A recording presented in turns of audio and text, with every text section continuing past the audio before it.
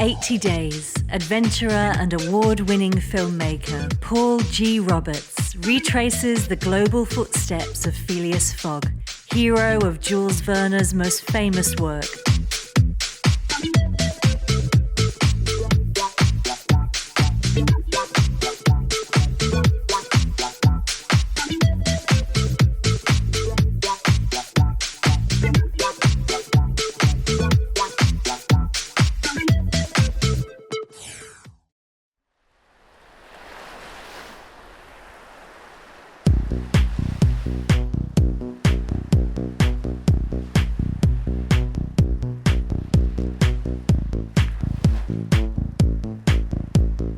I'm Paul Roberts, amateur filmmaker, marketing entrepreneur, and an avid, lifelong world traveller. I wonder if you've heard the word or the term Wanderlust. After the recent years of COVID, the natural disasters of bushfires, floods, the panic, doom and gloom scenarios of lockdowns over 2 years where we're all cooped up, unable to travel, I guess it's only natural to think that there would be a voice calling to me, a voice calling for a new adventure. And so it is. The plans are locked in, and I'm very soon about to embark on a new global adventure.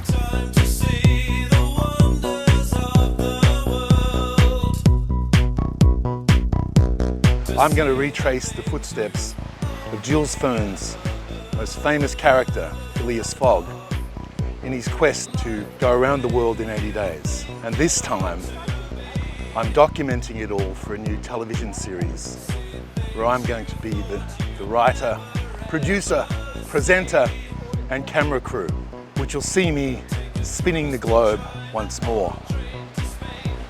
The book, published in the late 1800s by Jules Verne, set the Victorian era alight. It was a wild concept, employing the new technological advances of steam in locomotives. Jules Verne told a story about a Victorian character who bet his friends at the Reform Club that he could travel around the world in 80 days. As I said, traveling is not a new thing to me. I've been around the world many times. I had a successful career as a marketing entrepreneur in advertising and marketing. But that wasn't enough. I wanted to be traveling, and I made sure that I traveled the globe every year. But this time it's different. I'm actually on my 7th passport. One of them was stolen by a group of street thugs on a Vaporetto in Venice. Another one I dropped down a crevasse while skiing down Europe's biggest mountain, Mont Blanc. But I've got all the other 5, and I'm ready to go.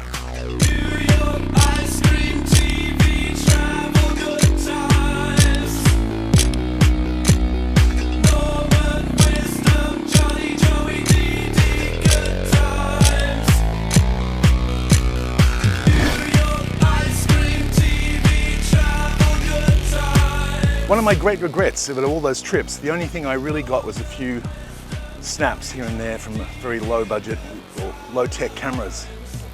But this time, that's all changing as I'm recording this adventure for a new travel TV series. Wish me luck. The $64 question is, I guess, will I come back in one piece? I guess time will tell.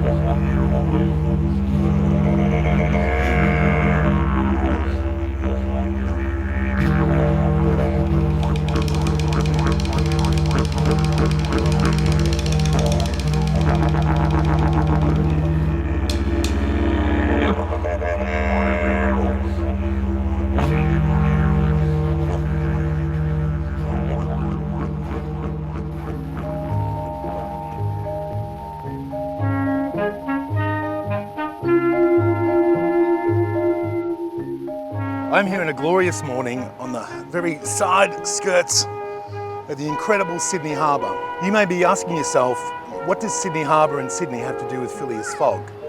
Was it one of the places he went in his pilgrimage of around the world in 80 days? Well, no, it wasn't, but it's where I'm from, and this is where my journey starts, in my home city, Sydney, Australia.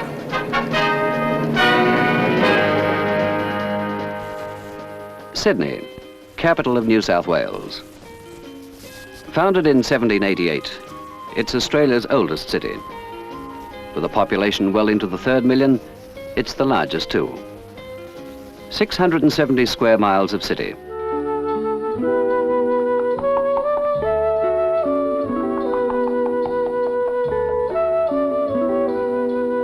Now, Sydney is something of a paradox.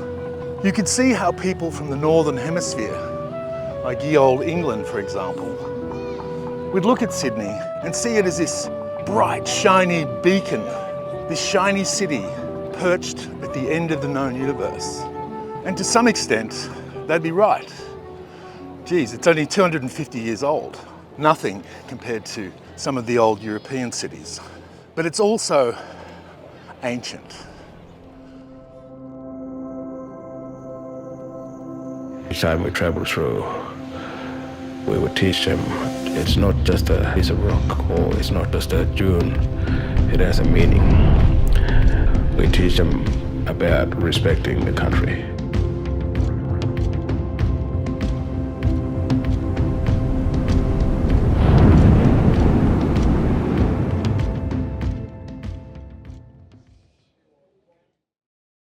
I'd like to honour the Gadigal people of the Eora Nations, the rightful historic owners and custodians of these lands and all of Australia, and all respect is offered to their ancestors and tribal elders. Sydney's population at the time of the 2021 census was 5,057,000. In 2021, 29% of Australia's population were born overseas. 7.5 million people resident in Australia in 2021 were born overseas and represent a multitude of different countries from around the world. People wax on and wax off to me about how diverse New York City or Los Angeles are, but Sydney beats both of them hands down in the diversity stakes. There are over 250 languages spoken in Sydney, and around a third of residents speak a language other than English at home. Today, Sydney has an advanced market economy with strengths in finance, manufacturing and tourism. The gross domestic product was $337 billion US in 2013, higher than countries such as Denmark, Singapore and Hong Kong. And there's a significant concentration of foreign banks and multinational companies in Sydney, and the city is considered the main financial centre of the Asia-Pacific region. But a reality check facing our leadership is that Sydney's 4 biggest contributing industries are mining, iron ore, China, fossil fuel products, gas and coal, China, tourism, China, and higher education, China. And our last leader, whose name shall remain blank, took it upon himself to start a fight with China that ruined 50 years of positive relations and turned our major trading partner into an enemy. Our new administration, courtesy of the election at the end of 2022, it's had a lot to try and repair. In addition to hosting events such as the 2000 Summer Olympics, millions of tourists come to Sydney each year to see the city's historic landmarks and take in the sights, including the Sydney Harbour, Royal National Park, Bondi Beach, the Royal Botanic Gardens, the Sydney Opera House and the Harbour Bridge.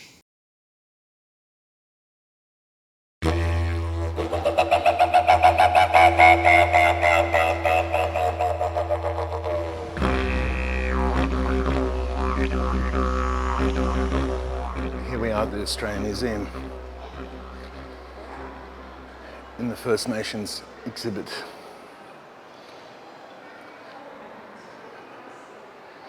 The early colonial history of Australia. is shameful. It's horrendous. It started with a planned and systematic genocide of the traditional landowners, custodians, with the colonial wars, and continues virtually to this day. They were displaced, dispossessed. There was even a policy of taking their children away and rehoming them with white people. I don't think in the history of the world something so brutal and evil has ever been manifest on a people.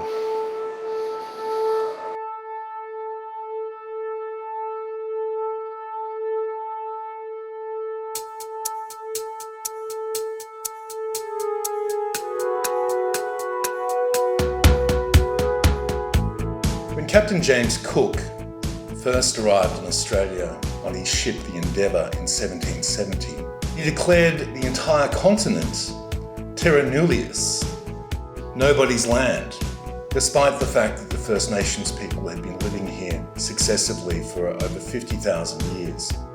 And the doctrine has existed in laws of nations throughout the development of the entire Western democracy. In fact, it's a Latin phrase, which will give us a clue that it's derived from Roman law. The concept that ownership or seizure of a thing that no one owns is indeed legitimate.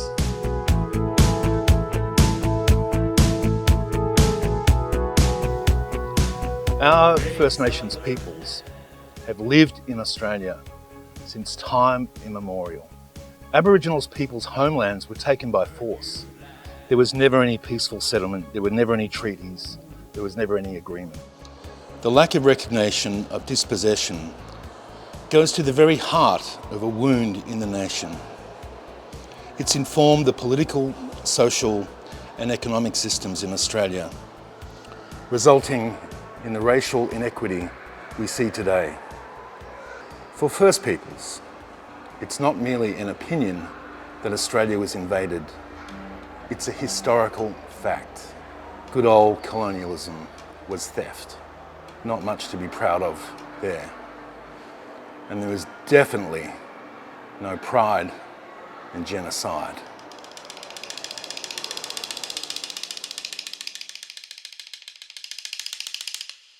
The genocide started in the violent early history of Australia's frontier wars, where armed forces attempted to exterminate as many First Nations people as they could find. Their order was kill on sight. They masqueraded it under the word disbursement.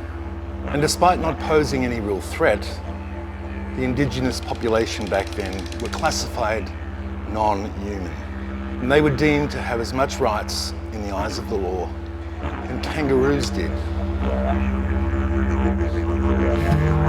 The mass exterminations were not the end of it. These were followed by dispossession, displacement, exploitation, and continuing ongoing violence that started at first contact and later even included a government policy for the forced removal of children from their families, where white people took their children away.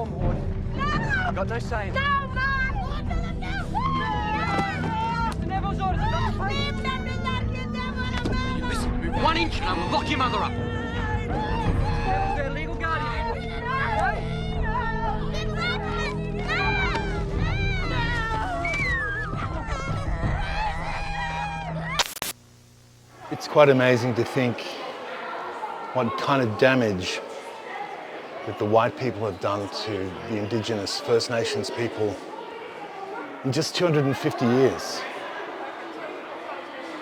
Genocide displaced them, dispossessed them, broke them as a race. And it's no wonder they carry intergenerational trauma to this very day. And it's no wonder also that a lot of people call the 25th of January Invasion Day, because it was.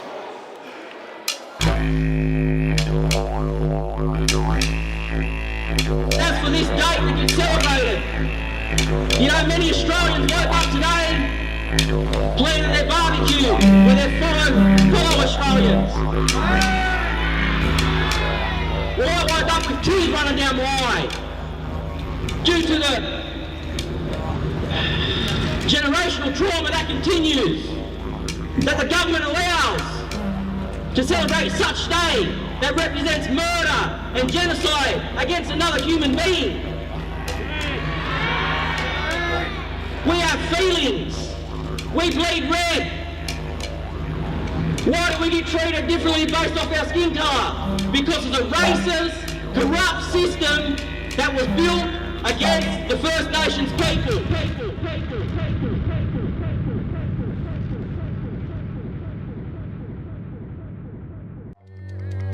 What kind of emotions come up on a day like today for you?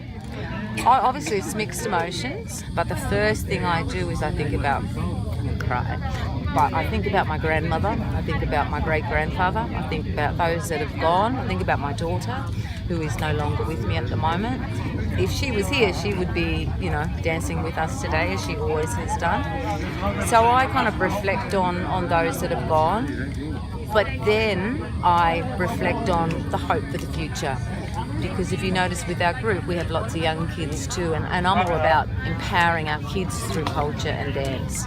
That I feel is our healing medicine.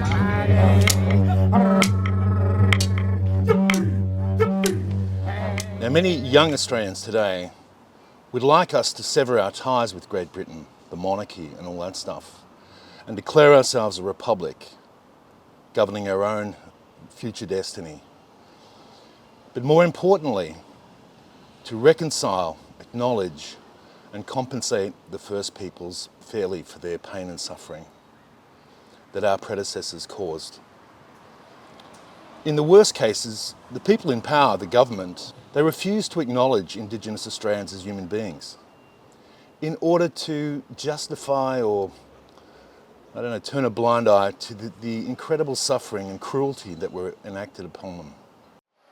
Ironically, there's an exhibition here called Surviving Australia, and that's exactly what the First Nations people have been doing for the last 250 years.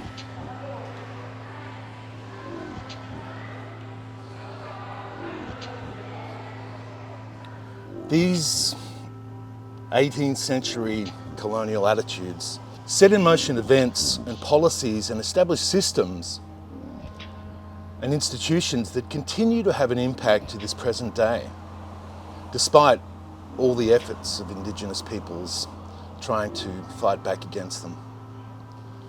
The social and economic impact of invasion and control of Indigenous people has accumulated across generations. It's not something that's going to be fixed overnight, and it's been devastating. It was amplified by the policies and practices that have systematically been put in place. So the disadvantage we see today is often the long-term effect of the lack of opportunities in previous generations, including poor nutrition, inadequate education, inadequate healthcare, incarceration rates, deaths in custody, mental health effects have also been devastating. Now, whilst we can't change the crimes and atrocities committed in the past, what we can do is try and make a difference today. We can stand with our First Nation brothers and acknowledge their suffering, their injustices, the debt, reconcile, aid, and compensate the First Peoples for all the pain and trauma that our predecessors caused.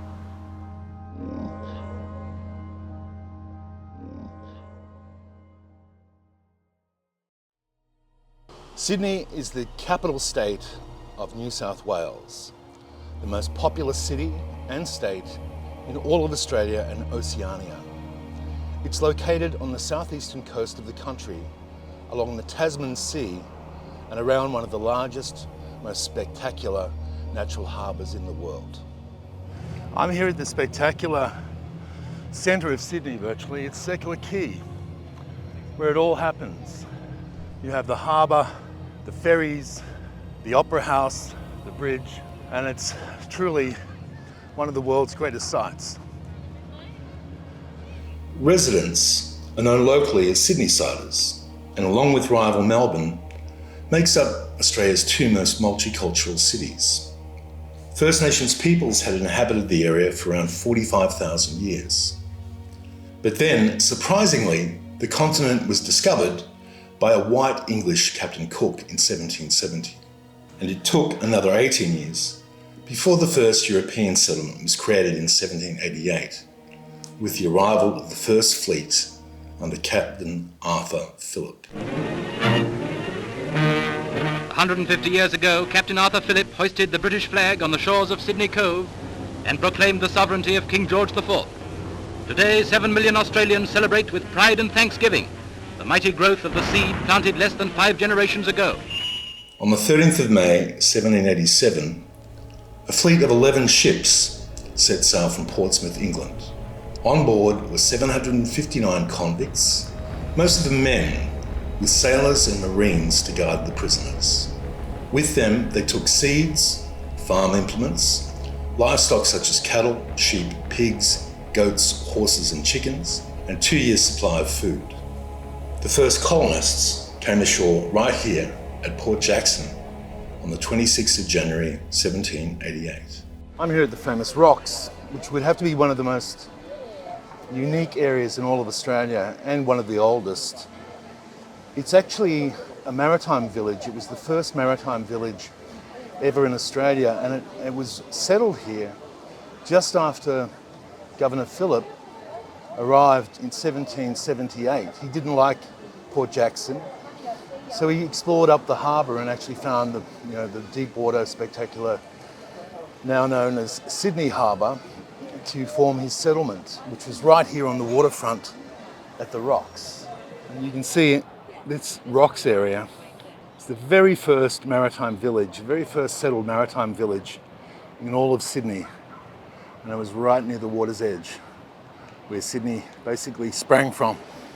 Now, he had with him 11 ships. That was the flotilla that came out from Portsmouth and landed here in 1778. The journey took 8 months. Can't imagine being on one of those old boats for 8 months. And he had with him the company of 600 convicts. And they were largely victims or convicted of petty crimes. And around the time, in the late 1700s, when this was all happening, England must have been a very peculiar place, because the Industrial Revolution was in full swing, and there was a big division in the class structure, and if you didn't have money or part of the gentry, you were the lowest of the low, and you were literally starving. So people would get hung. They used to love hanging people back in those days. They initially had transportation going to the Americas, but that finished, and the Americans didn't want that anymore. So they stopped it in favour of a new trade that they had going, which was the importation of slaves.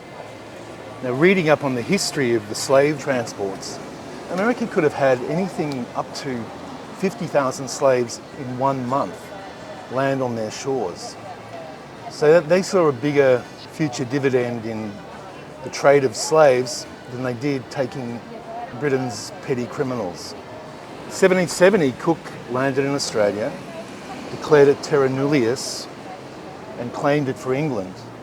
And 18 years later, those 11 ships under Captain Phillip arrived in Jackson's Bay, carrying those 600 convicts. Now, that was 100 years before Jules Verne's book, Around the World in 80 Days. It was around that time, must have been very shortly after 1770, when Cook discovered Australia, that they looked at their options, the rulers or the powers that be in Great Britain, and thought, hello, what about sending our criminal classes to this new place on the far end of the world? If America won't take them, we'll send them to this New Holland, which was eventually called Australia. So going back to the late 1700s, when this was all put in motion, I want to kind of picture what Great Britain would have been like back then.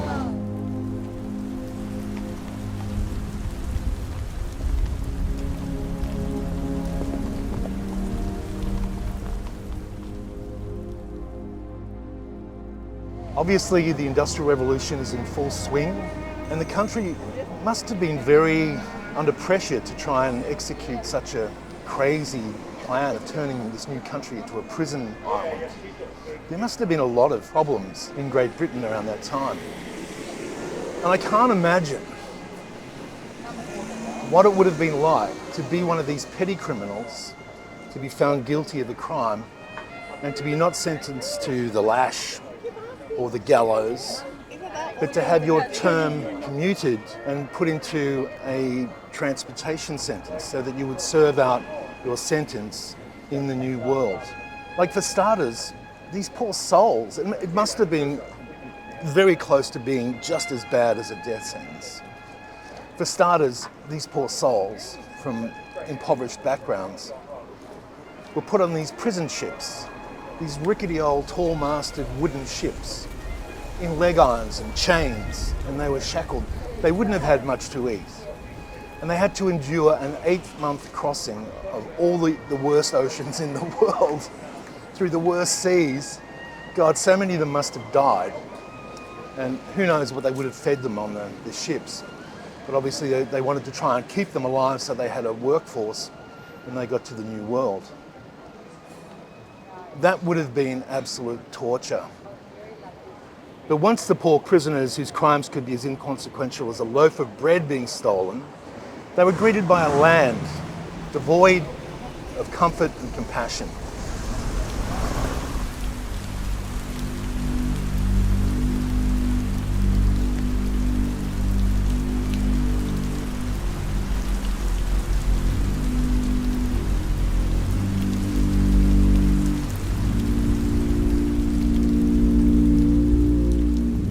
So once the poor prisoners, whose crimes were as petty as stealing a loaf of bread to try and feed their family, once they arrived, they were greeted by a land which was really kind of hostile, where everything really was trying to kill you. And they were immediately put to work on hard labour, with the military overseers and watchers dealing them tough love. And there was a lot of the lash. Discipline in Australia was savage. Minor offences were punished by flogging, more serious offences by hanging. The first person to be hanged in Australia was Thomas Barrett, who was executed on the 27th of February 1788 for stealing food. The first woman to be hanged in Australia was Anne Davis, who was executed on the 23rd of November 1789. And this brutal system, under the hands of the British governors, is said to have contributed to the lasting cultural mistrust of authority that we modern Australians still have, and also the Australian phenomena of mateship, where common people share a bond to help their neighbours. So I guess the question is raised, to me at least, I wonder what their home life was like before they were carted off to the end of the world in these boats. Prevalent were child labour, child prostitution.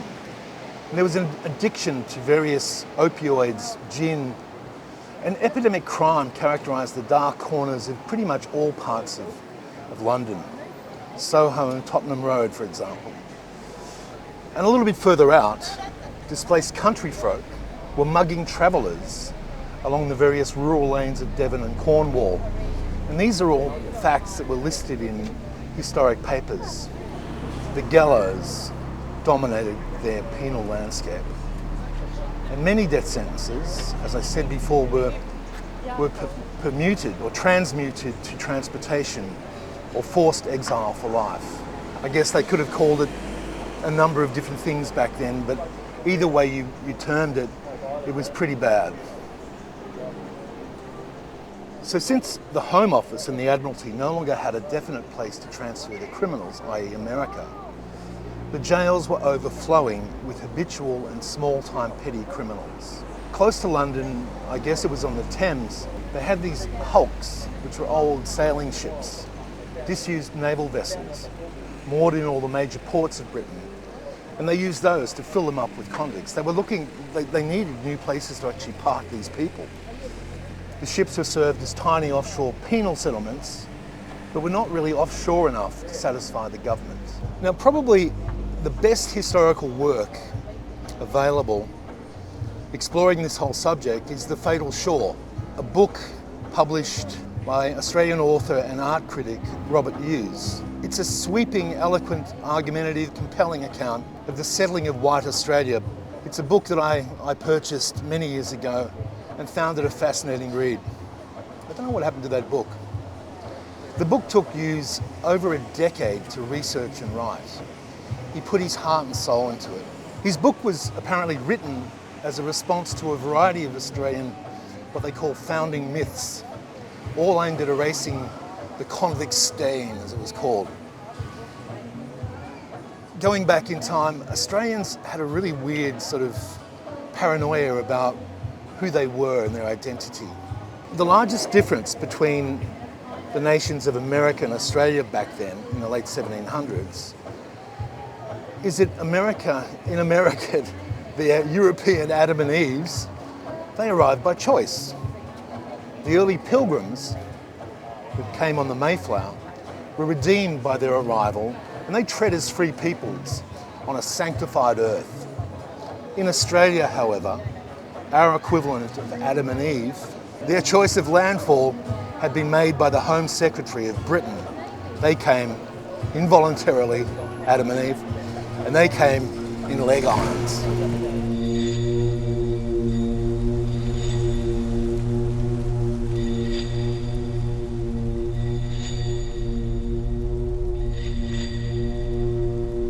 The life of the newly arrived convict was in many ways horrifying. Survival was often just a lottery. Even child convicts. Child labour was in the colonies just like it was back in the home country. In the ruins of the Tasman Peninsula on the island of Van Diemen's Land, which is now called Tasmania, you can see thumbprints of the child felons of the sinisterly named Point Puer. A step up for the convict was assignment to a free settler.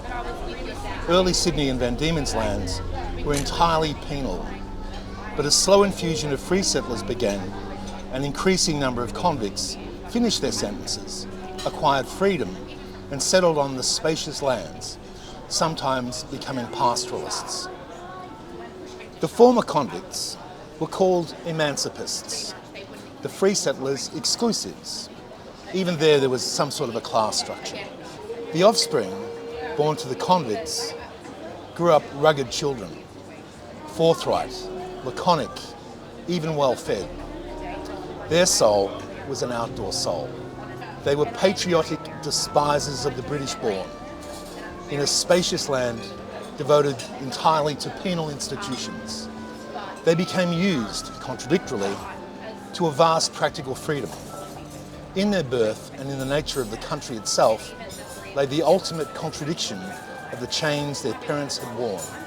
In 1849, when the British tried to land convicts in Sydney, there was a great popular protest.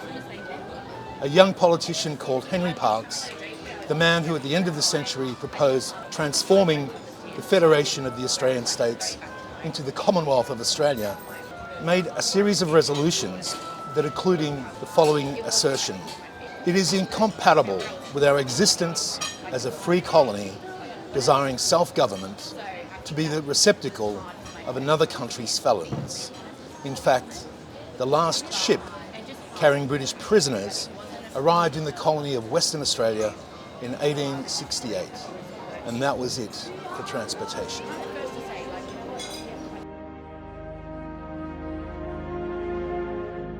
Sydney's early years were grim, with the colony nearly succumbing to starvation in 1790. In 1808, officers of the New South Corps deposed Governor Bligh in what became known as the Rum Rebellion. But it was not until the arrival of Governor Lachlan Macquarie in 1810 that Sydney began the transformation into a colonial capital. Apart from some early structures of the rocks, many of Sydney's most historic buildings date from Macquarie's time, including the grand buildings along Macquarie Street. His construction program also included infrastructure, such as roads, bridges, wharves, all of which were erected using the convenient convict labour force.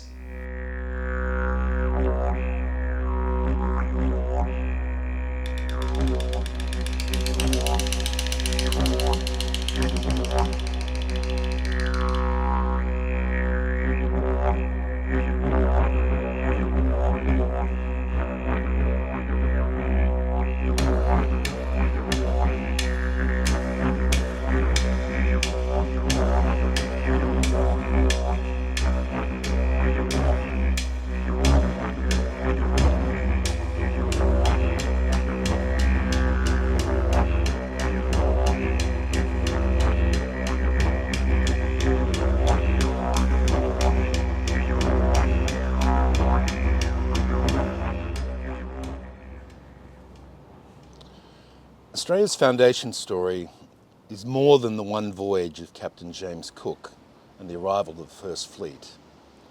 It's a story about the seizure of land from the First Nations people, the denial of their Indigenous sovereignty, the devastating frontier wars where they tried to just murder them, and separation from families and homelands. We live in the legacy of this history that has privileged some and disadvantaged many.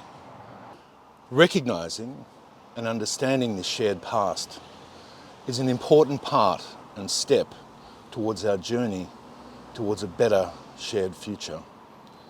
This can only be done if we discuss the nation's history truthfully and listen to First Nations voices which have been absent from Australia's foundation narratives. And just recognising the Gadigal people of the Eora Nation as traditional custodians of this city we call Sydney is a good place to start. May my people's spirits walk with you and guide you as we all strive forward for us all. Welcome to Gadigal land. Always was, always will be Aboriginal land. We have survived.